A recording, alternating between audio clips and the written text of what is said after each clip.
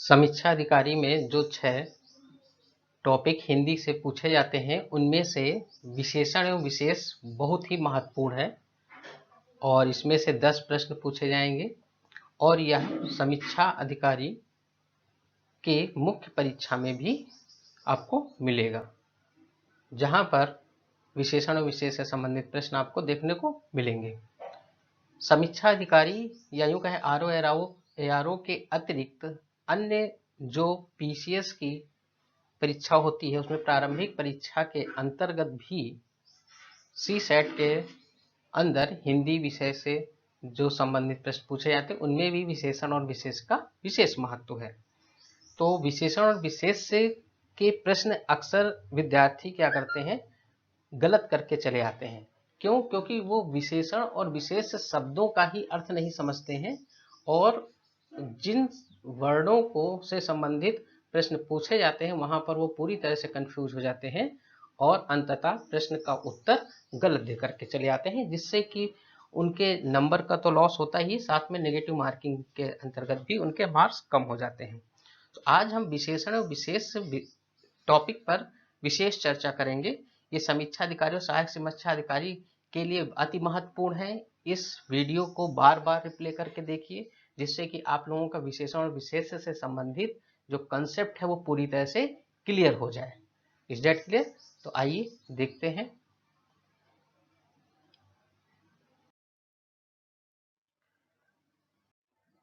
विशेषण, जिसे कि हम अंग्रेजी में एडजेक्टिव कहते हैं।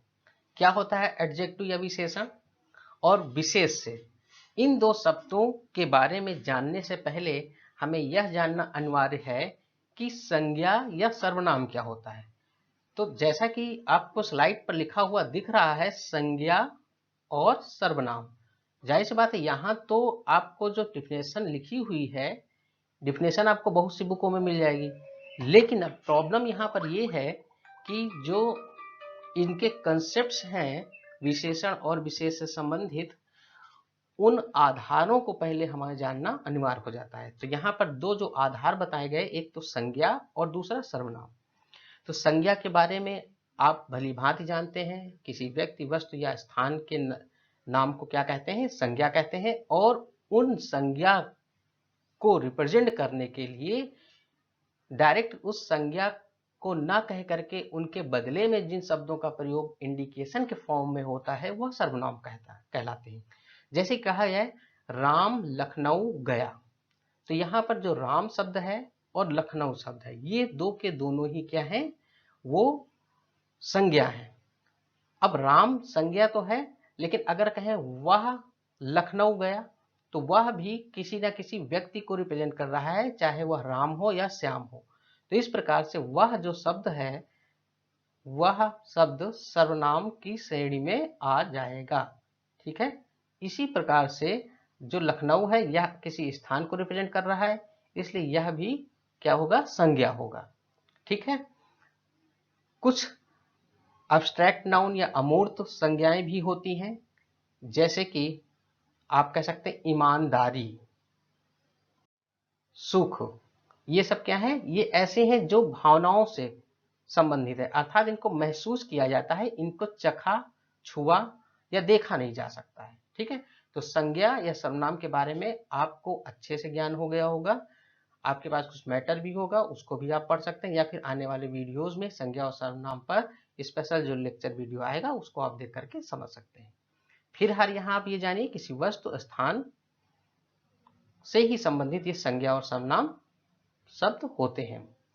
अब यहाँ पर संज्ञा और सर्वनाम से कोई मतलब तो नहीं है, लेकिन यहाँ पर विशेष से वर्ड जो यूज किया गया है, ये यहाँ पर देखें विशेष से शब्द, ये विशेष से क्या होता है? क्या यह संज्ञा या सर्वनाम ही होता है? जी हाँ, यह संज्ञा ही सर्वनाम ही होता है, लेकिन प्रत्येक संज्ञा या सर्वनाम विशेष से नहीं होता है।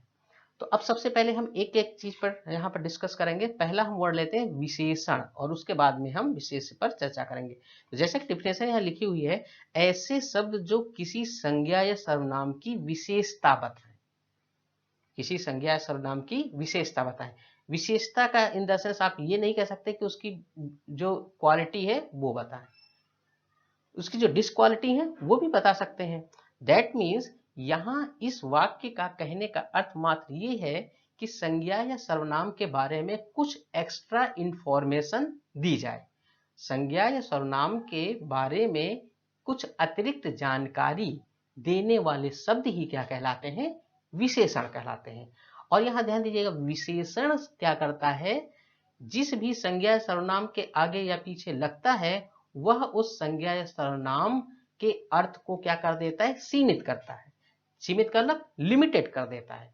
जैसा कि यहाँ पर देखिए एक उदाहरण दे रखा है, काली बकरी। अब यहाँ आप इसको न पढ़ करके पहले हमारी बात को ध्यान से सुने और इमेजिन करिए। अगर कोई व्यक्ति आपसे बोलता है आकर के कि मेरी बकरी खो गई है, क्या आपने देखा? या मेरी गाय खो गई है, क्या आपने उसे देखा है? तो अब जब उसने आपसे बोला बकरी या गाय शब्द बोला तो आपके माइंड में क्या आएगा? आप बकरी तो पहचानते हो, तो आपके दिमाग में बकरियां आएंगी, काली बकरी, सफेद बकरी, ठीक है, चितकबरी बकरी या काली गाय, ललछाऊ गाय या सफेद गाय, इस तरह की बहुत सी काली और बकरी, काली बकरी, सफेद बकरी, मतलब जितने भी टाइप्स की बकरियां होती हैं वो सभी आपके ब्रेन में आ जाएंगी। मीन्स बकरी जाति पूरी आपके दिमाग में आ जाएगी, गाय जाति पूरी आपके दिमाग में आ जाएगी। तब आप उससे यह प्रश्न पूछोगे कि आपकी बकरी कैसी थी? मान लीजिए आपने जाते हुए देखा है, लेकिन कई बकरियों को देखा है, तरह तरह की आपने देखी कलर की बकरियां या गाय, तो वह व्यक्ति कहेगा मेरी बकरी काली थी। तो अब आप देखिए आपके ब्रेन में से काली के अतिरिक्त सारी बकरियां क्या हो जाएंगी? चली जाएंगी। अब आप फोकस करोगी कि किस तरफ जाते हुए मैंने काली बकरी या काली गाय को देखा है। दैट मीन्स अब आपके ब्रेन में जितनी बकरियां थी उसमें से कुछ कम हो गई, मीन्स लिमिटेड हो गई। तो इसीलिए कहा गया है कि जो विशेषण होता है वह संज्ञा या सर्वनाम के आगे या पीछे जो लगता है वह उस संज्ञा या सर्वनाम के अर्थ को सीमित कर देता है। तो इस प्रकार से जो यह काली वर्ड आया, बकरी क्या है? ये बकरी एक नाउन है, और जब बकरी नाउन है तो बकरी नाउन है, और नाउन के बारे में एक्स्ट्रा इंफॉर्मेशन कौन दे रहा है? काला वर्ड, काली। ठीक, तो यहाँ पर ये काली शब्द जो है ये क्या है? यह विशेषण है जो कि किसी बकरी के विशेष रंग को दर्शाता है। जबकि बकरी शब्द से क्या होता है, हमने बताया ना आपको, पूरी बकरी जाति का बोध कराती, तो वहां ढेर सारी बकरियां हैं। लेकिन जब हमने काली बकरी कहा तो ढेर सारी बकरियों में से केवल काली वालों को छाट के किनारे कर दिया। दैट मीन्स अब बकरियां कम हो गई आपके दिमाग में। बात समझ में आ रही ना? तो यह जो काली वर्ड है यही क्या कह रहा है? ये एक्स्ट्रा इंफॉर्मेशन दे रहा है। भाई आपने जिसकी बकरी खो गई थी उससे पूछा तो उसने उसके बाद अपनी बकरी के बारे में कुछ अतिरिक्त जानकारी आपको प्रदान की कि वह काली थी, जिससे कि आपको अपने दिमाग पर जोर डालने पे आसानी हो। ठीक है, तो इस प्रकार से आपने देखा कि काली शब्द क्या है? विशेषण है। दैट मीन्स किसी भी संज्ञा सर्वनाम के बारे में जब कोई अतिरिक्त जानकारी देने वाला शब्द होता है तो वह शब्द ही विशेषण कहलाता है, और विशेषण संज्ञा या सर्वनाम के अर्थ को क्या कर देता है? सीमित कर देता है। और एक विशेष ध्यान दीजिएगा यहाँ पर, बहुत ही फोकस करने वाला, कि विशेषण, जो विशेषण है इसका प्रयोग कभी भी स्वतंत्र रूप से नहीं होता है। दैट मीन्स ये नहीं कहा गया कि जो है कुछ विशेषणों के उदाहरण बताए तो आप बता दें लंगड़ा, या आप बता दें काली, या बता दें सफेद, तो ये विशेषण नहीं हुए। क्यों? क्योंकि ये तो एक मात्र शब्द है, ये किसी संज्ञा सर्वनाम के पहले तो नहीं लगे हुए हैं यहाँ। तो कोई शब्द संज्ञा या कोई शब्द विशेषण स्वतंत्र रूप से नहीं हो सकता जब तक कि उसके साथ में संज्ञा या सर्वनाम न लगाया जाए। काली बकरी, काली गाय, ठीक है, पीला कुर्ता, मोटी जैकेट, तो यहाँ पर पीला, मोटी, काली, ये सब क्या है? विशेषण। लेकिन इनके साथ में देखिए कोई ना कोई संज्ञा जुड़ी हुई है। मोटा आदमी, पतला आदमी, गोरा लड़का, ठीक, तो ये सभी क्या है? ये सब जो संज्ञा के पहले शब्द आए हैं ये सभी क्या होते हैं? विशेषण कहलाते हैं, और इनका कभी भी स्वतंत्र रूप से प्रयोग नहीं होता है। अब यहाँ पर देखते हैं विशेष के बारे में चर्चा करने से पहले कि विशेषण क्या विशेष से पहले या बाद में किया जा सकता है? जी हाँ, विशेषण शब्द का प्रयोग विशेष के पहले भी किया जाता है और विशेष के बाद में भी। अब यहाँ पर एक विशेष ध्यान और दीजिएगा, जैसे कि अभी हमने कहा काली बकरी, तो काली बकरी में काली तो विशेषण हो गया, और यही जो बकरी है यही हमारा क्या कहलाएगा?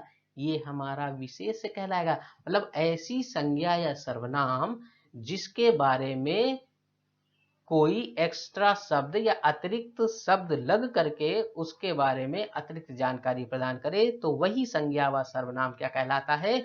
विशेष कहलाता है। मीन्स अगर विशेषण किसी संज्ञा या सर्वनाम के साथ जुड़ा है तो वह संज्ञा या सर्वनाम क्या कहलाया जाएगा? विशेष कहलाएगा। ध्यान दीजिएगा, प्रत्येक संज्ञा और सर्वनाम विशेष नहीं होता है जब तक कि उसके साथ में विशेषण न लगा हो, और बिना संज्ञा या सर्वनाम के विशेषण का प्रयोग नहीं होता है। Is that clear? अब आगे आइए चलते हैं, देखते हैं कि विशेषण का प्रयोग किस प्रकार से करते हैं। अब यहां देखिए, रमेश लंबा है। अब यहां पर देखिए, जो रमेश कैसा है, प्रश्न पूछेंगे तो रमेश लंबा है। जैसे मीन्स रमेश के बारे में एक्स्ट्रा इंफॉर्मेशन यहाँ जो मिल रही है वो मिल रही है लंबा को लेकर के। और ये क्या है? इसका मतलब ये हुआ कि ये लंबा शब्द क्या हो जाएगा? ये हमारा विशेषण हो जाएगा। और ये किसके बारे में अतिरिक्त जानकारी दे रहा है? यह जो जानकारी दे रहा है वह रमेश के बारे में दे रहा है, इसलिए रमेश क्या हो जाएगा? ये संज्ञा है तो यह संज्ञा हो जाएगी विशेष से। इस लंबा विशेषण हो गया और रमेश क्या हो गया? विशेष हो गया। अब यहाँ आपने देखा रमेश के बाद में लंबा आया है, जो कि लंबा वर्ड हमारा विशेषण है। मीन्स संज्ञा के बाद में भी विशेष, संज्ञा के बाद में या यूं कहें विशेष के बाद में विशेषण आ सकता है। ठीक है, तो इस वाक्य में क्या है? राम शब्द विशेष है और लंबा शब्द क्या है? वह विशेषण है। उम्मीद है आप लोगों को ये चीज क्लियर हो गई होगी कि विशेषण विशेष के बाद भी आ सकता है। ठीक, अगला देखिए, एक उदाहरण और लेते हैं। वर्तिका सुंदर है। इस वाक्य में देखिए, वर्तिका के बारे में अतिरिक्त जानकारी क्या बता रहा है? कि वह सुंदर है। दैट मीन्स ये जो सुंदर शब्द है ये क्या है? यह वर्तिका के बारे में अतिरिक्त जानकारी दे रहा है, तो इसलिए यह सुंदर शब्द क्या कहलाएगा? विशेषण कहलाएगा। और चूंकि यह वर्तिका के बारे में एक्स्ट्रा इंफॉर्मेशन दे रहा है, इसलिए वर्तिका क्या कहलाएगी? वर्तिका विशेष से कहलाएगी, जो कि एक संज्ञा है। Is that clear? अब आगे देखिए, आगे जो दो चीजें बताई गई हैं, एक तो विशेष विशेषण और दूसरा विधेय विशेषण। विशेष विशेषण का मतलब क्या? विशेष तो आप जान ही रहे हैं कि जिसके साथ में विशेषण जुड़ा हो। विधेय, विधेय प्रेडिकेट होता है, इसके बारे में भी अभी जानकारी देते हैं। तो विशेष विशेषण को सबसे पहले समझते हैं। जब विशेषण का प्रयोग विशेष के पहले हो, अभी ऊपर तो देखा आपने रमेश लंबा है, तो विशेषण का प्रयोग क्या हुआ? विशेषण का प्रयोग रमेश के बाद में हुआ है। लेकिन यहाँ पर क्या कह रहा है? जब विशेषण का प्रयोग विशेष के पहले हो, मीन्स लंबा रमेश लिखा होता, ठीक है, तो वह विशेष विशेषण कहलाता है। ध्यान दीजिए, क्रम का विशेष ध्यान रखिएगा। विशेष के पहले विशेषण हो तो वह विशेषण विशेष नहीं, विशेष विशेषण कहलाएगा। जैसे अब यहाँ एक उदाहरण दे रखा है, पालतू गाय में, पालतू गाय लिखा, तो गाय के क्या है? एक नाउन है, और नाउन के बारे में एक्स्ट्रा इंफॉर्मेशन वर्ड कौन सा दे रहा है? पालतू शब्द। तो ये जो पालतू शब्द है ये क्या हो गया? ये एक्स्ट्रा इंफॉर्मेशन गाय के दे रहा है, इसलिए ये क्या कहलाएगा? ये हमारा एडजेक्टिव कहलाएगा। और जब ये हमारा एडजेक्टिव कहलाएगा तो इसका मतलब ये हुआ कि गाय क्या हो गई? विशेष हो गई। तो यहाँ पर एडजेक्टिव विशेष के क्या है? पहले है। और ऐसी दशा में इस को हम क्या कहते हैं? विशेष विशेषण। पालतू शब्द क्या कहलाएगा हमारा? ये विशेष विशेषण कहलाएगा। ठीक है, क्यों? क्योंकि यह विशेष के पहले है। उम्मीद है समझ में आ गया होगा। अगला देखिए, विधेय विशेषण का। जब विशेषण का प्रयोग विशेष के बाद में किया जाता है तो उसे क्या कहते हैं? विधेय विशेषण। ठीक, जैसे प्रतिभा की पुस्तक पुरानी है। अब यहाँ पर देखिए इस वाक्य पर विशेष ध्यान दीजिएगा। यहाँ आपको ये नजर आ रहा होगा कि कितने विशेष और कितने विशेषण है। अब यहाँ अगर विशेष ध्यान से देखें तो एक तो प्रतिभा, प्रतिभा क्या है, किसी लड़की का नाम है, और ये जो लड़की है, ये जो प्रतिभा है, ये एक तरह से संज्ञा है। और उसका की पुस्तक, पुस्तक भी क्या है, ये भी संज्ञा है, ठीक है, ये भी संज्ञा है। और पुरानी शब्द, पुरानी क्या है, पुरानी एक्स्ट्रा इंफॉर्मेशन दे रहा है किसके बारे में, पुस्तक के बारे में। तो अब यहाँ एक चीज बहुत अच्छे से समझिए कि यहाँ संज्ञा तो दो है, प्रतिभा भी है और पुस्तक भी है, लेकिन विशेष मात्र एक है, और वह विशेष क्या है, प्रतिभा नहीं है, वह विशेष हमारा क्या है, पुस्तक है। क्योंकि यहाँ पर जो एक अतिरिक्त जानकारी प्रदान की जा रही है पुरानी शब्द से, वह पुस्तक के बारे में है, ना कि प्रतिभा के बारे में, ठीक है। तो इसलिए यहाँ पर प्रतिभा विशेष से नहीं होगा, यह संज्ञा ही रहेगा। लेकिन ये जो पुस्तक शब्द था, ये क्या है, ये हमारा विशेष कहलाएगा। क्यों, क्योंकि इसके बारे में अतिरिक्त जानकारी दी जा रही है। और चूंकि पुस्तक हमारा विशेष है और इसके बाद में विशेषण शब्द का प्रयोग किया गया है, इसलिए यह जो सिस्टम कहलाएगा वह विधेय विशेषण कहलाएगा। उम्मीद है ये चीज आपको समझ में आ गई होगी। अब आइए चलते हैं नेक्स्ट स्लाइड पर।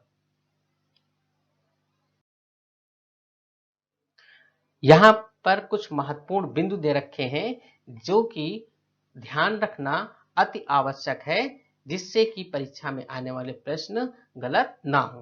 पहली चीज देखिए, पहला पॉइंट क्या दे रखा है, विशेष की अतिशयता व्यक्त करने हेतु विशेषण शब्द की पुनरावृत्ति कर दी जाती है। जैसे मान लीजिए किसी विशेष से है, विशेष शब्द जान ही रहे हैं, इसके पहले स्लाइड अगर नहीं ध्यान आ रहा है तो आप पिछली स्लाइड को दोबारा सुन लीजिए।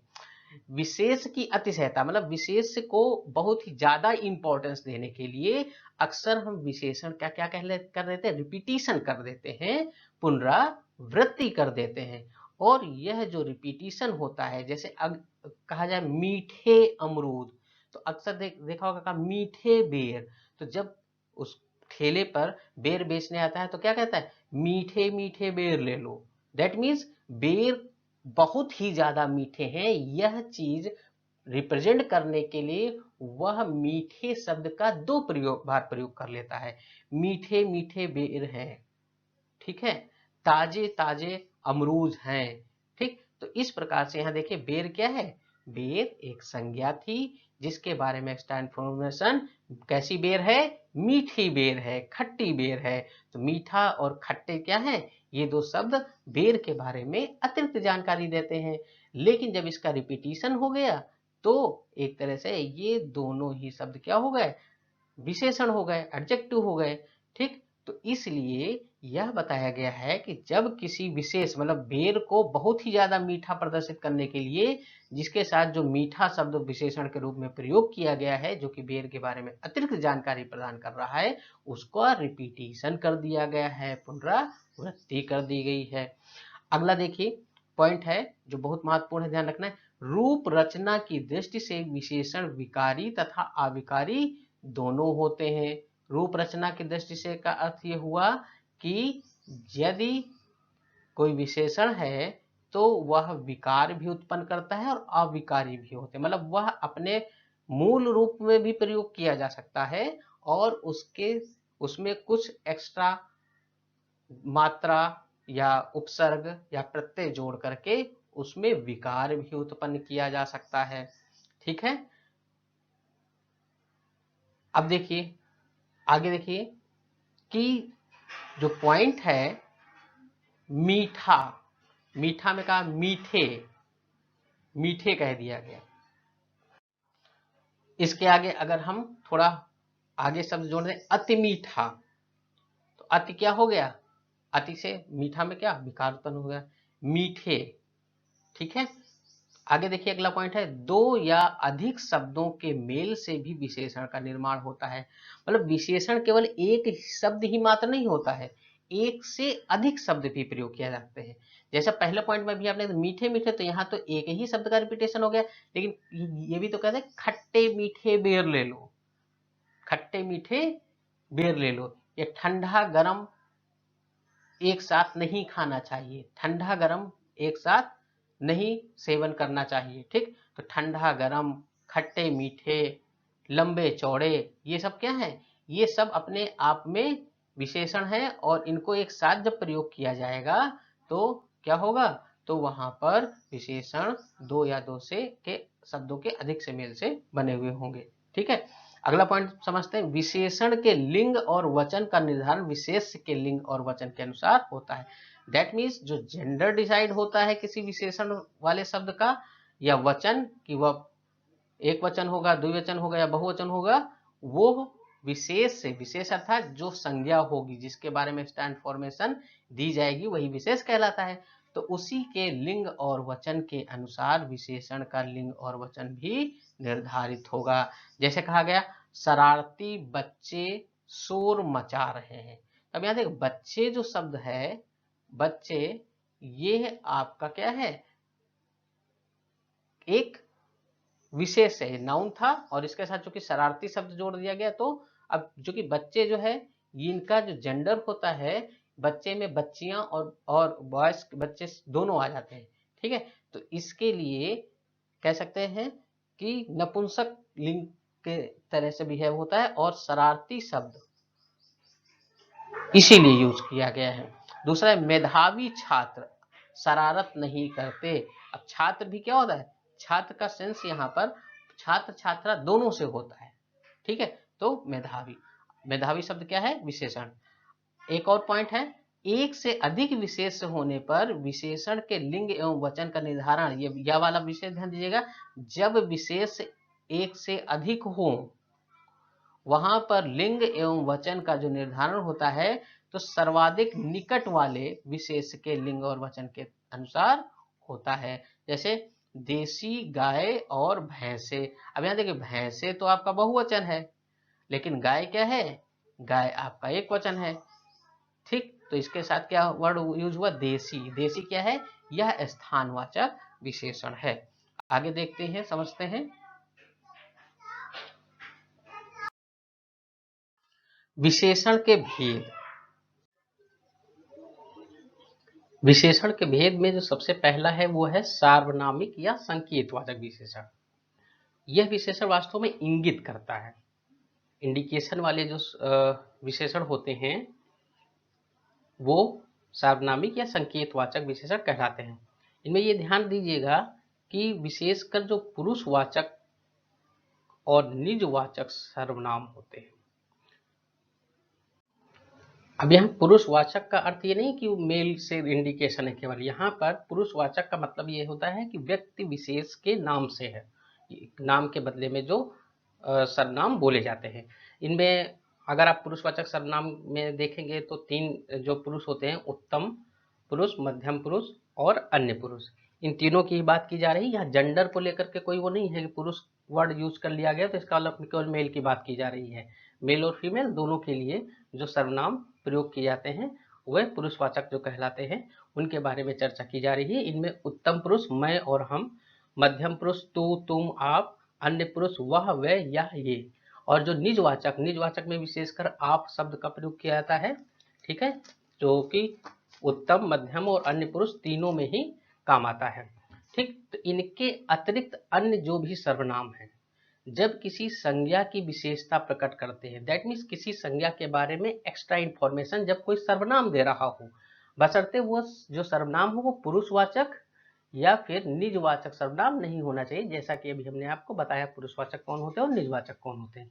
तो ऐसे जो विशेषण होंगे वह सार्वनामिक विशेषण कहलाते हैं। ठीक है, अब यहां पर देखें, जब सर्वनाम शब्द अकेले आते हैं, ध्यान दीजिएगा, सर्वनाम शब्द जब अकेले आते हैं तो वो सार्वनामिक विशेषण नहीं कहलाते हैं।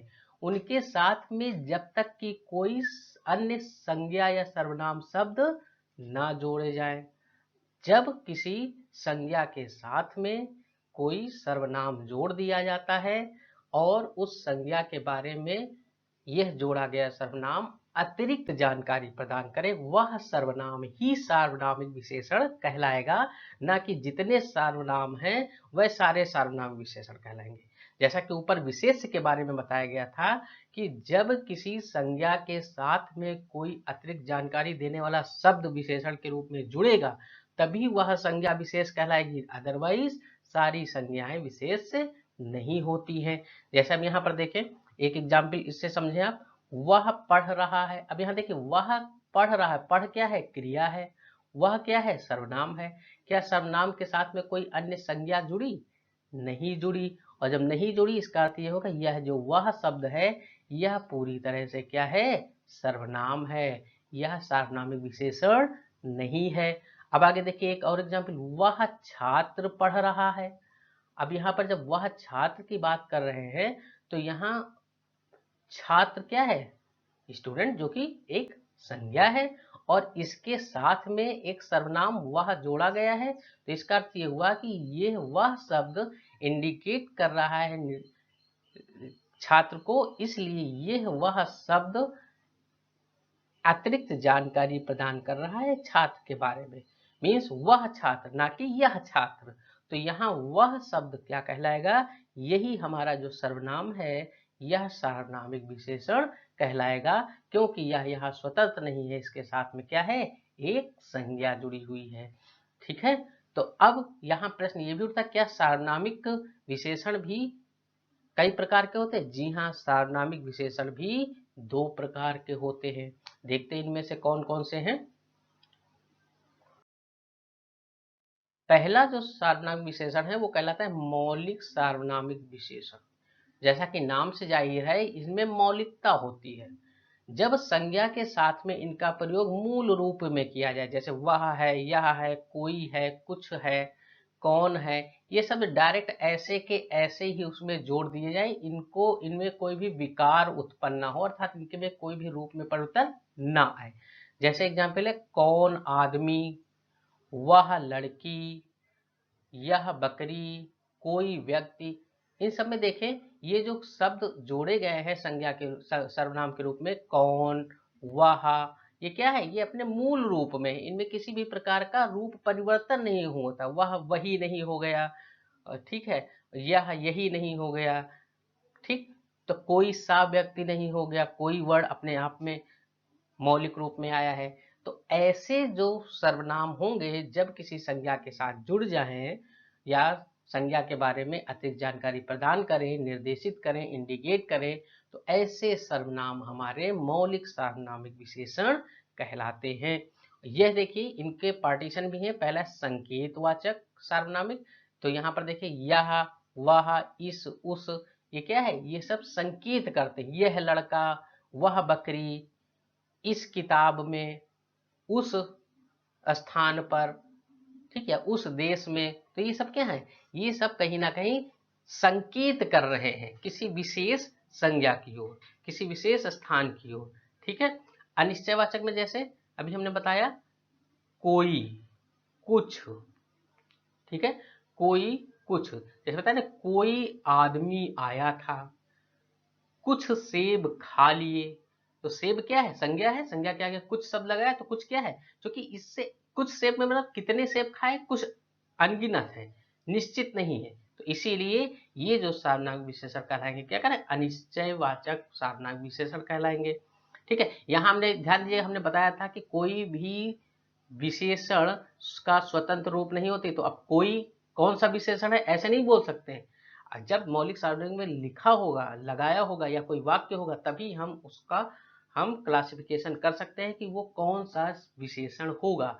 क्यों? क्योंकि अभी संख्यावाचक में भी कोई और कुछ शब्द आएंगे तो वहां पर आप कंफ्यूज हो जाओगे। सर ने तो बताया था अनिश्चयवाचक सार्वनामिक विशेषण, लेकिन वहां पर तो जो है कुछ और बताया जा रहा है। तो यह विशेष ध्यान रखिएगा, कोई भी शब्द स्वतंत्र रूप से उसको विशेषण में कैटेगराइज नहीं किया जा सकता है जब तक कि वह वाक्य मौजूद ना हो। Is that clear?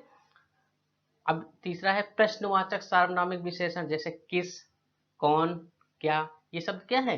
ये शब्द भी प्रश्नवाचक सार्वनामिक विशेषण। जैसे कौन आदमी आया था, किस स्कूल में पढ़ते हो, ठीक है, ये सब क्या है? प्रश्नवाचक, जहां प्रश्न का बोध होता हो। संबंधवाचक में जहां मेरी किताब, मेरा पेन, तेरा घर, मुझे, तुम्हारा, इसका, उसका, उनका, मतलब किसी एक चीज का किसी दूसरे से संबंध जोड़ने वाले जो अ, सर्वनाम होते हैं वह संबंधवाचक सर्वनाम कहलाते हैं। और जब वो किसी संज्ञा के बारे में कुछ एक्स्ट्रा इन्फॉर्मेशन देते हैं, अतिरिक्त जानकारी देते हैं, तो संबंधवाचक सार्वनामिक विशेषण बन जाते हैं। अब आइए देखते हैं दूसरे होते हैं जो यौगिक सार्वनामिक विशेषण।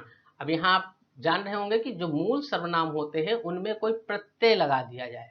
प्रत्यय जान ही रहे हैं कि शब्द के बाद में लगता है, तो उसके बाद जो शब्द रूपांतरित हो जाता है, विकृत हो जाता है, ऐसे सर्वनाम जब किसी संज्ञा के साथ प्रयुक्त होते हैं तो उन्हें क्या कहते हैं? यौगिक सार्वनामिक विशेषण कहा जाता है। जैसे देखिए, उतना, जैसा, वैसा, ऐसा, ऐसा वैसा, ऐसा, कैसा, जैसे, का तैसा, ये सब क्या शब्द हैं? ये शब्द जो है किसी न किसी सर्वनाम के विपरीत रूप हैं, इनके साथ में प्रत्यय जोड़ दिया गया है। ठीक है, आगे देखें, जैसे जैसा देश वैसा भेष, ऐसी वैसी कोई पुस्तक नहीं पढ़नी चाहिए। तो यहाँ देखिए पुस्तक के बारे में क्या लिखा हुआ है? ऐसी वैसी। तो ऐसी वैसी क्या है? यह हमारा यौगिक सार्वनामिक विशेषण है। तुम्हारे जैसा इंसान मैंने नहीं देखा, तो तुम्हारा, तुम से तुम्हारे बने, तुम का यौगिक बना तुम्हारे, जैसा इंसान मैंने नहीं देखा, तो तुम्हारे जैसा क्या हो जाएगा? ये हमारा यौगिक सार्वनामिक विशेषण। निज तथा पराया शब्द सार्वजनिक विशेषण हैं। यहाँ ध्यान दीजिएगा, निज तथा पराया शब्द जो है, इस शब्द की बात कर रहा है, किसी प्रकार के नहीं। निज और पराया जो शब्द है ये सार्वनामिक विशेषण है। जैसे निज देश, पराया घर।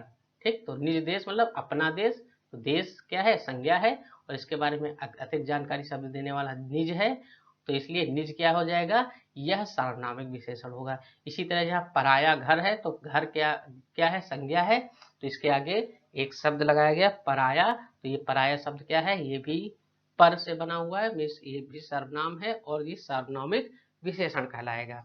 घर क्या कहलाएगा? विशेष से हो जाएगा। अब आइए आगे देखते हैं। दूसरा है जो है गुणवाचक विशेषण। अब गुणवाचक विशेषण की बात जब हम करते हैं तो गुणवाचक विशेषण को भी 7 भागों में बांटा गया है।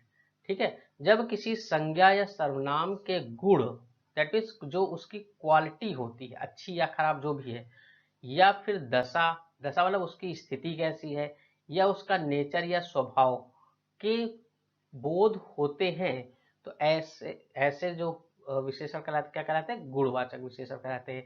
इनके कितने भेद हैं? ध्यान दीजिए, प्रश्न पूछा जा चुका है कि गुणवाचक विशेषण कितने प्रकार के होते हैं? कितने प्रकार के होते हैं? 7 प्रकार के होते हैं। यह बहुत ही विशेष है, ध्यान दीजिएगा, परीक्षा की दृष्टि से बहुत इंपॉर्टेंट है।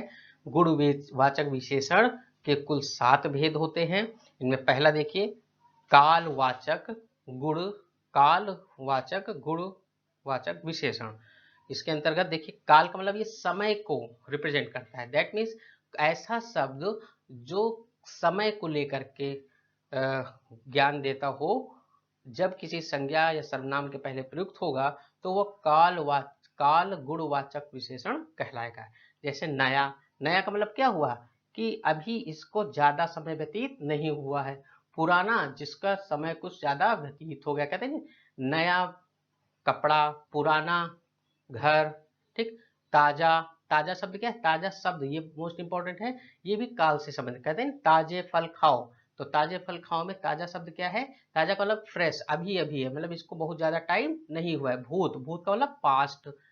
ठीक है, तो ये भी क्या है? ये कालवाचक है। वर्तमान, बीस प्रेजेंट की बात कर रहा है। वर्तमान वर्तमान स्थिति या वर्तमान ज्ञान, ठीक, या वर्तमान समय में, ठीक, या भविष्य, भविष्य, ये सब क्या है? प्राचीन, कहते हैं ना प्राचीन इतिहास, तो प्राचीन इतिहास में प्राचीन शब्द क्या है? ये कालवाचक गुणवाचक विशेषण है। अगला, कहते हैं ना अगले सोमवार को आएंगे, सोमवार क्या है? ये संज्ञा हो गई, और अगला सोमवार तो अगला शब्द क्या हो गया, कालवाचक। पिछला, इस तरह पिछले रविवार को आए थे। मौसमी, कहते हैं मौसमी फल खाओ, तो मौसम भी क्या है, समय से के दौरान बदलता बदलता रहता है, इसीलिए मौसमी शब्द। आगामी का मतलब आगे आने वाला। आगे आने वाला कब होगा, जब कुछ समय बीतेगा तभी तो आगे आएगा, इसलिए आगामी शब्द भी क्या है, कालवाचक है।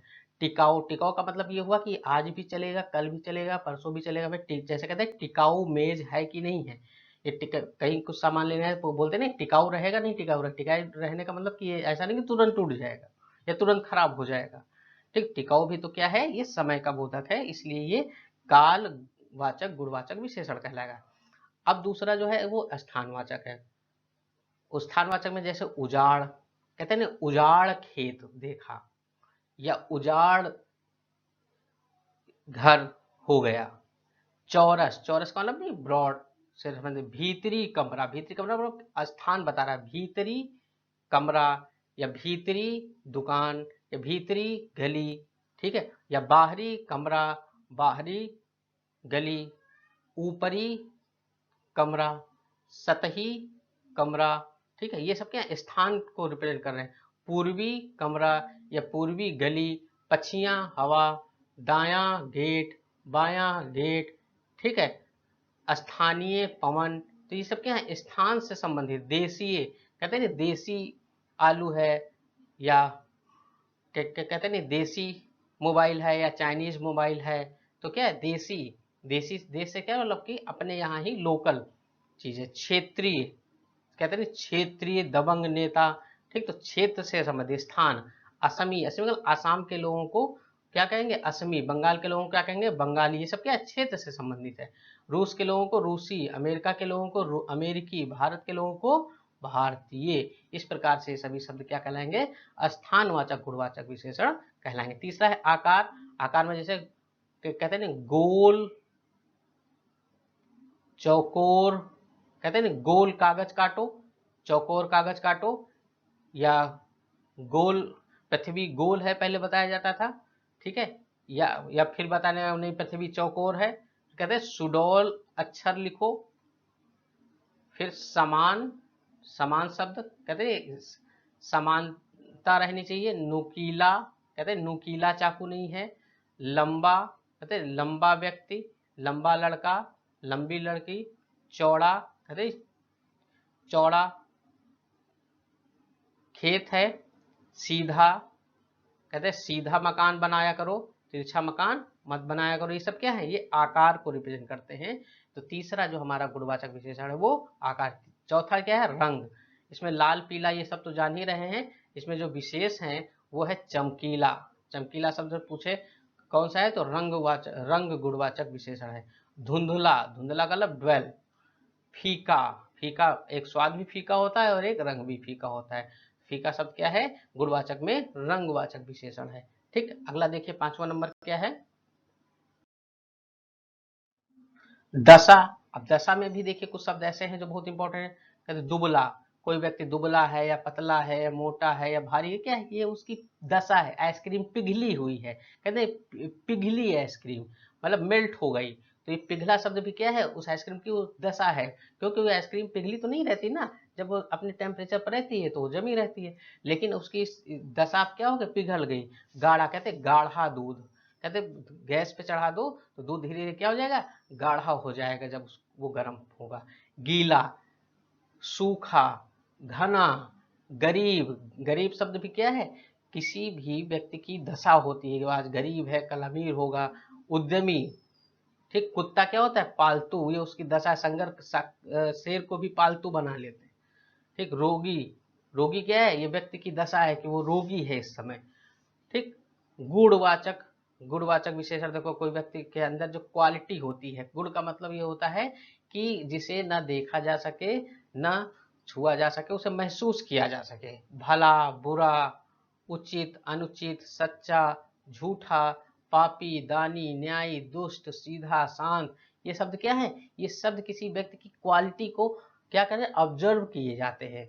ये देखे सुने नहीं जाते हैं, उसको एहसास किया जा सकता है। ठीक, तो ये क्या कहलाते हैं, छठा नंबर आपका गुणवाचक।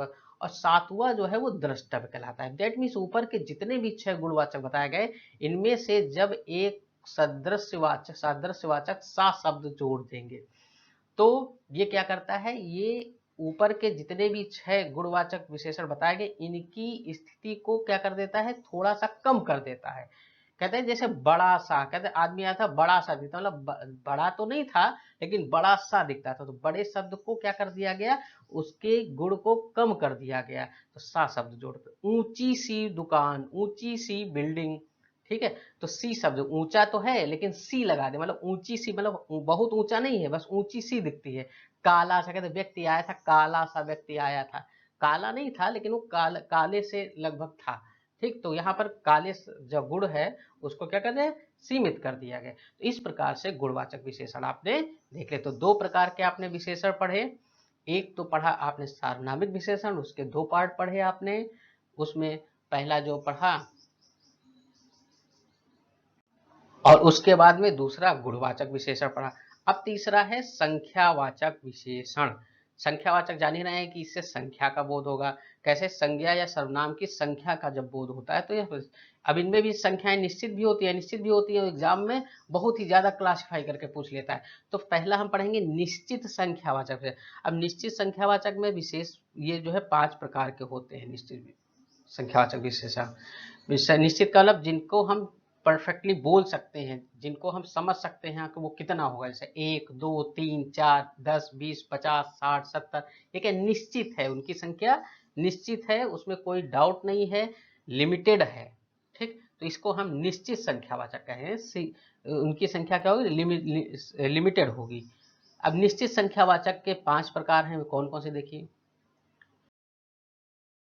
पहला है गणनावाचक, मतलब जिन्हें गिना जा सके, जैसे सामान्यतः इनको पूर्णांक बोधक या अपूर्णांक बोधक भी कह सकते हैं, में बांट सकते हैं, कह नहीं सकते बांट सकते हैं, ठीक। पूर्णांक बोधक में जो पूरे के पूरे हो, जैसे 1 2 3 4 5 6 7, ठीक, तो ये इन्हें गिना जा सकता है, जैसे 1 सेब, 2 सेब, 3 सेब, 10 आदमी, 5 आदमी, 6 आदमी, 7 आदमी, ठीक, इनको गिना जा सकता है। लेकिन ये पूरी पूरी संख्याएं जो हों वो पूर्णांक बोधक कहलाएंगी, आएंगी गणनावाचक विशेषण के अंतर्गत ही, लेकिन वो पूर्णांक कहलाएंगे। कुछ अपूर्णांक होते हैं, जैसे दूध लेने जाओ, क्या 1 पाव दूध दे दो, आध पाव दे दो, सवा, 1 आध पाव, एक एक नहीं होगा, पाव आध सवा, ठीक। ये शब्द जो होंगे वे गिने तो जा सकते हैं, लेकिन इनको क्या करते थे, इनको ये पूरे नहीं होते अपने आप में, इसलिए इनको अपूर्णांक बोधक कहते हैं। अभी यहाँ थोड़ा सा आगे कंफ्यूजन होगा तो ध्यान दीजिए, गणनावाचक यहाँ पर ये ध्यान दीजिएगा, यहाँ पर कोई भी मेजरमेंट नहीं जुड़ा हो इनके साथ में, किसी वस्तु की गिनती गिनने के लिए बताया जा रहा है, ये नहीं कि पाव लीटर दूध, आध लीटर दूध, सवा लीटर दूध, ऐसा नहीं बोला जाता है। दैट मीन्स किसी मात्रा से संबंधित नहीं है, वही गणनावाचक निश्चित संख्यावाचक है। दूसरा है क्रमवाचक, जैसे पहला दूसरा तीसरा, कहते पहला प्रश्न हल करो, दूसरा प्रश्न हल करो, तीसरा प्रश्न हल करो, चौथा प्रश्न यह हल करो, तो मतलब क्रम को बताए तो वह क्रमवाचक निश्चित संख्यावाचक हो। आवृत्तिवाचक जहाँ रिपीटेशन हो, कि 2 गुना, 3 गुना, 4 गुना, 5 गुना, 10 गुना, गुना शब्द एक तरह से आ जाए तो आवृत्ति, मतलब उसी को रिपीटेशन हो रहा है। समुदाय का मतलब और आवृत्तिवाचक में डिफरेंस है। समुदाय का मतलब ये होता है कि कुछ लोगों को मिला करके, जैसे, लेकिन वो निश्चित होने चाहिए, ध्यान दीजिएगा, जैसे दोनों लोग खड़े हो जाओ, तीनों लोग अंदर आ जाओ, चारों लोग चले जाओ, ठीक है। तो इस प्रकार से जब समूह में बात करते हैं और एक से अधिक संख्या में होते हैं तो वो समुदायवाचक कहलाते हैं, और रिपीटिशन में उसी चीज का रिपीटिशन होता है, आवृत्तिवाचक कहलाती है। प्रत्येक बोधक का मतलब कि ये हो गया कि हर एक, दो दो, प्रत्येक, तो प्रत्येक का मतलब कि इंडिविजुअल व्यक्ति से संबंधित होगा, इंडिविजुअल चीज से संबंधित होगा, वहां पर प्रत्येक बोधक निश्चित संख्यावाचक विशेषण होगा। जैसे प्रत्येक छात्र को एक एक लड्डू दे दो, तो प्रत्येक छात्र में छात्र विशेष हो गया, प्रत्येक शब्द क्या होगा, प्रत्येक बोधक हो गया।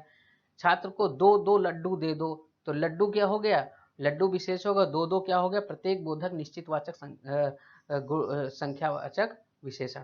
Is that clear. अब आते हैं इन 5 के बाद में अनिश्चित संख्यावाचक विशेषण में। अनिश्चित संख्यावाचक में ये होते तो संख्या में मतलब जिनको गिना जा सके, ध्यान दीजिएगा मात्रा से नहीं अभी हम बता रहे, अभी संख्या से कहना यहाँ गिना जा सकेगा ऐसी वस्तु में ऐसे लोग, लेकिन उनकी संख्या जैसे कहें कुछ लोग आ गए, सब लोग चले गए, अमुक व्यक्ति आया है, अमुक का मतलब कोई अननोन पर्सन, थोड़े लोग खा चुके हैं, आकाश में अनेक तारे हैं। ठीक, तो ये सारे क्या है यहाँ पर देखें, कुछ, सब, अमुक, थोड़े, अनेक, ये सब शब्द क्या हैं, ये सारे ही शब्द किसी निश्चित संख्या का बोध नहीं कराते हैं।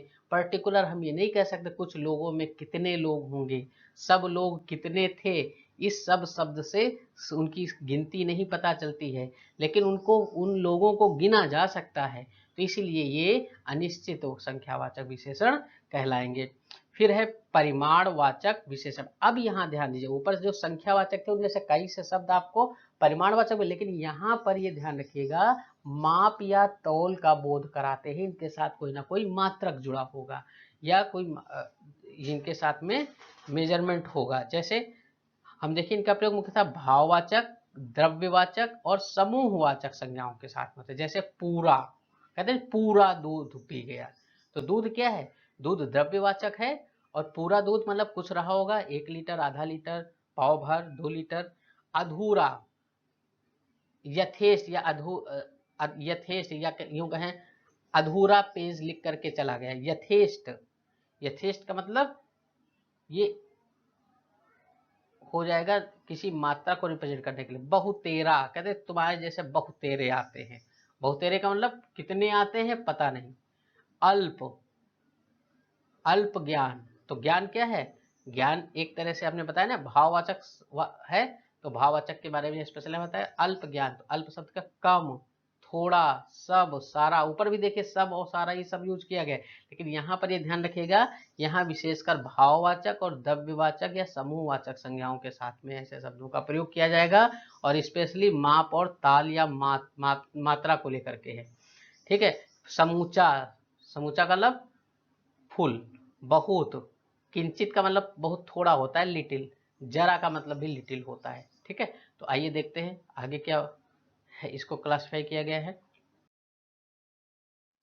निश्चित परिमाणवाचक और अनिश्चित परिमाणवाचक को भी कन्वर्ट किया गया, जैसे संख्यावाचक को निश्चित और अनिश्चित में डिवाइड किया गया था। जैसे निश्चित में मतलब हमें पता है कि संख्या निश्चित होगी 2। अब देखिए 2 शब्द को हम नहीं कह सकते कि ये कौन सा है, लेकिन इसके साथ में जब जुड़ा हुआ है घी और शेर, शेर क्या है, शेर पहले जो मात्रा होती थी उसको नापने के लिए तौल में शेर शब्द का प्रयोग किया जाए, 2 किलो घी भी कह सकते हैं।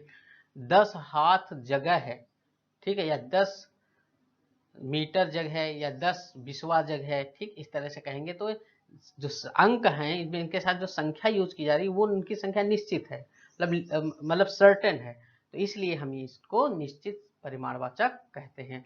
अनिश्चित परिमाणवाचक जो होते हैं वो क्या कह लेते हैं, जिनमें पता ना चले कि दूध कितना, जैसे बहुत दूध 1 लीटर होता तो 1 लीटर में एक शब्द क्या और निश्चित परिमाणवाचक हो जाता है, लेकिन अब बहुत दूध है तो बहुत दूध में दूध कितने लीटर था पता नहीं, इसलिए बहुत शब्द क्या हो गया, विशेषण हो गया, दूध क्या हो गया, विशेष हो गया।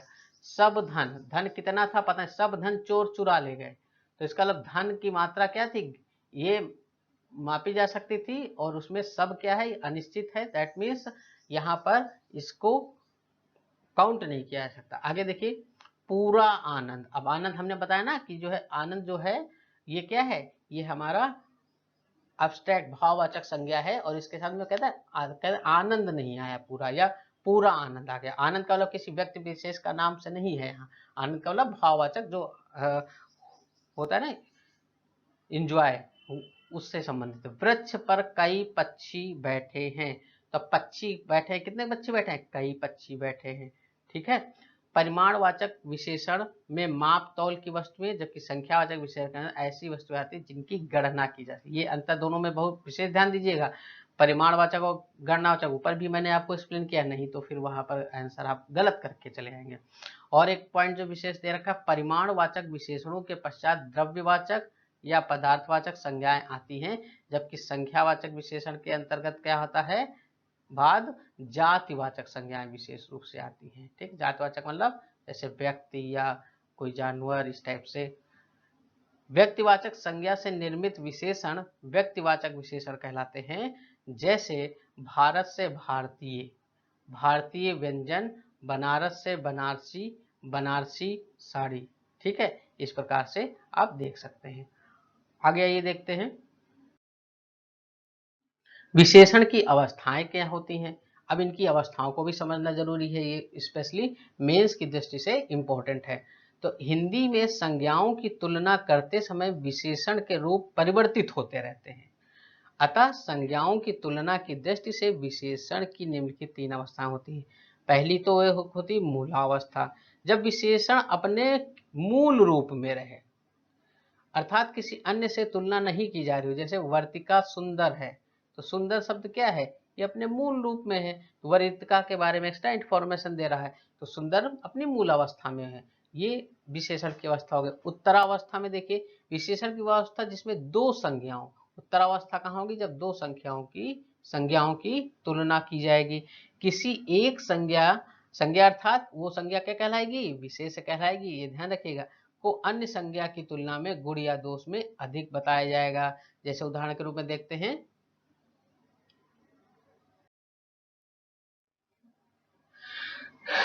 जो शब्द प्रयुक्त होंगे, जैसे की तुलना में, जैसे मुकेश की तुलना में सुरेश लंबा है। की अपेक्षा शब्द, ये शब्द आपको याद रखने पड़ेंगे जितने भी शब्द हैं। की अपेक्षा, लखनऊ की अपेक्षा दिल्ली प्रदूषित है। के मुकाबले शब्द का भी प्रयोग किया जा सकता है। पाकिस्तान के मुकाबले भारत की अर्थव्यवस्था अधिक सुदृढ़ है। के से अपेक्षाकृत शब्द का भी प्रयोग किया जाता है। मोहन श्याम से अपेक्षाकृत लंबा है। से बढ़ चढ़कर भी आपका इसी के अंतर्गत आएगा। हरीश सविता से बढ़ चढ़कर है। से कहीं बढ़कर, ये शब्द भी इसी के अंतर्गत आएगा, तुलना की जा रही। कविता श्याम से कहीं बढ़कर है। और अंत में है से अधिक, जैसे प्रिया अंजलि से अधिक बुद्धिमान है। जो तीसरी होती है वो उत्तमा अवस्था होती है, और यह विशेषण वह अवस्था होती है जहां 2 से अधिक संज्ञाओं की तुलना की जाती है, उसकी उत्तम अवस्था। और इसमें विशेषण द्वारा सभी संज्ञाओं में से किसी एक विशेष को सर्वाधिक अच्छा या बुरा बताया जाता है। दैट मीन्स उसके बारे में कोई एक्स्ट्रा इंफॉर्मेशन निर्विवाद रूप से दी जाती है। इस अवस्था में तुलना है तो निम्नलिखित शब्दों का प्रयोग किया जाता है। जैसे सबसे, मतलब पांडवों में युधिष्ठिर सबसे बड़े थे, तो सबसे बड़ क्या हो गया यहाँ पर, ये कह सकते हैं उत्तम अवस्था को प्रदेश के। अधिकतम, रवि ने गणित में अधिकतम अंक प्राप्त किया। अधिकतम मतलब इससे ज्यादा कुछ हो ही नहीं सकता था। जैसे 50 नंबर का है गणित का पेपर, तो 50 पा गए। न्यूनतम का मतलब रिया ने कक्ष में न्यूनतम अंक प्राप्त किए। मान लीजिए 10 लोग हैं, 10 लोगों में सबसे कम नंबर पाने 2 से कम और कोई नहीं पाया रिया के अतिरिक्त। अगला क्या है, सर्वाधिक, विश्वतीय क्षेत्रों में सर्वाधिक सूर्य तप पाया जाता है। दैट मीन्स ये जो विश्वतीय वन हमारे होते हैं, यहाँ से अधिक सूर्य तप, दैट मीन्स सनरेज या सौर तप, ये और कहीं नहीं पाए। निकृष्टतम का मतलब क्या हुआ, ये भी हमारा उत्तम अवस्था, मतलब इससे ज्यादा, इससे ऊपर का वर्ड नहीं हो सकता है किसी व्यक्ति की को निकृष्ट करने के लिए। मोहन निकृष्टतम बालक है, तो यह निकृष्टतम क्या है, ये मोहन के बारे में एक्स्ट्रा इंफॉर्मेशन दे रहा है, और ये निर्विवाद रूप से कह रहा है कि मोहन निकृष्टतम है, निकृष्टतम है। आगे देखिए, तत्सम, यहाँ कुछ इंपॉर्टेंट पॉइंट दे रखे, जैसे तत्सम शब्दों का मूलावस्था में विशेषण का मूल रूप, उत्तरावस्था में तर एवं उत्तमावस्था में तम प्रयुक्त होता है। दैट मीन तत्सम शब्द जब होते हैं तो मूल अवस्था में, प्राय जो तत्सम शब्द, तत्सम तद्भव आपने पढ़े ना, तो तत्सम शब्द, तत्सम जो मूल होते, वो मूल अवस्था में प्रयोग, विशेषण में प्रयोग होते हैं अपने मूल रूप में। उत्तरावस्था में उसके साथ में क्या लग जाता है, तर लग जाता है, और उत्तमावस्था में तम लग जाता है। ठीक है, तर और तम। उच्च जैसे हो गया मूल, उच्च अवस्था या उच्च तापक्रम में, उच्च शब्द मूल अवस्था में, उच्चतर तापक्रम और उच्चतम तापक्रम। ठीक, ये तीनों से आप समझ सकते हैं कि मूलावस्था, उत्तरावस्था और उत्तमावस्था में क्या अंतर है। आगे देखिए, गुणवाचक, अनिश्चित संख्यावाचक एवं निश्चित परिमाणवाचक विशेषणों की ही तुलनात्मक अवस्थाएं होती हैं, शेष की नहीं। मतलब ये जो सेकंड वाली स्टेज थी तुलनात्मक अवस्था, इसमें केवल ये तीन हुए थे, या तो गुणवाचक जो 7 हमने बताए थे, या तो अनिश्चित संख्यावाचक, निश्चित संख्यावाचक की बात नहीं किया, अनिश्चित संख्या जैसे कुछ, सब, ये सब शब्द जब आएंगे, और निश्चित परिमाणवाचक विशेषण जो होंगे, इन्हीं में हम इस तुलनात्मक अवस्था का प्रयोग कर सकते हैं, अन्य में नहीं करेंगे। अब देखो अगला है प्रविशेषण। प्रविशेषण क्या कहलाता है, ये कभी कभी पूछ लिया जाता है। विशेषण की विशेषता बदलना, मतलब जो विशेषण था वो तो अभी तक संज्ञा या सर्वनाम के बारे में एक्स्ट्रा इन्फॉर्मेशन दे रहा था, लेकिन प्रविशेषण क्या है, यह किसी विशेषण के बारे में एक्स्ट्रा इन्फॉर्मेशन देगा, अतिरिक्त जानकारी देगा। जैसे शिल्पा सुंदर है कहा जाए तो सुंदर शब्द क्या है, विशेषण है, क्योंकि शिल्पा के बारे में एक्स्ट्रा इन्फॉर्मेशन दे रहा है, शिल्पा संज्ञा थी, और जब इसके बारे में एक्स्ट्रा इन्फॉर्मेशन सुंदर शब्द दे रहा है तो अब शिल्पा क्या हो गए, विशेष हो गए। लेकिन अगर कहा जाए शिल्पा बहुत सुंदर है तो सुंदरता में भी इंप्रूवमेंट ला करके बहुत शब्द को जोड़ दिया गया, और इस प्रकार से ये बहुत शब्द क्या हो गया, ये हमारा प्रविशेषण हो गया। Is that clear? आगे देखते हैं।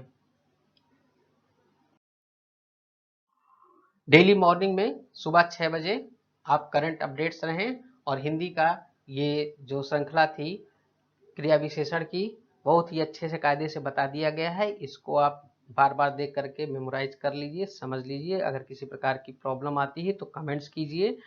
डिस्क्रिप्शन बॉक्स में टेलीग्राम चैनल का लिंक दे रखा है, वहाँ से आके टेलीग्राम ज्वाइन करिए, वहाँ से PDF प्राप्त करिए और अच्छे से पढ़िए। आगे मिलते हैं नेक्स्ट वीडियो में, जिसमें हम विशेषण विशेष की एक्सरसाइज को एक्सप्लेन करेंगे, जिससे कि आने वाली परीक्षा में आपको अधिकतम अंक प्राप्त हो सके। तब तक के लिए नमस्कार।